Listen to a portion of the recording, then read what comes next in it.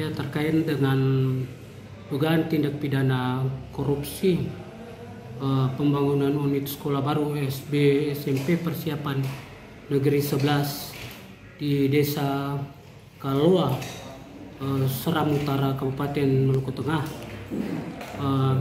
yang sidangnya digelar kemarin.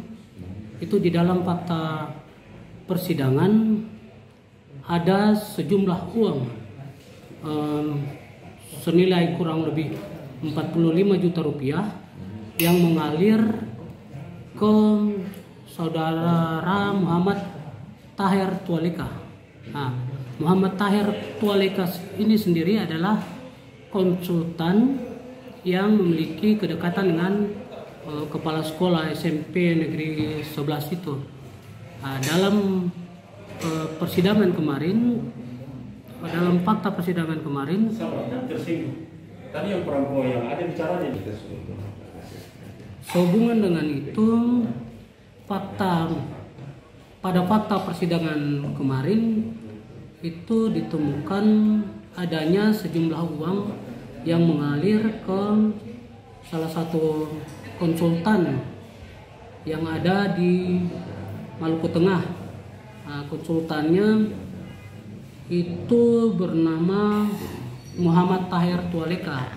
Nah, di mana dalam fakta persidangan kemarin itu sejumlah uang dikirimkan oleh kepala sekolah ke rekening Muhammad Taher Tualeka itu sejumlah 45 juta rupiah. Nah, padahal peran Muhammad Taher Tualeka ini tidak mempunyai peran apa-apa dalam pembangunan SMP 11 itu. Yang bersangkutan hanya menunjuk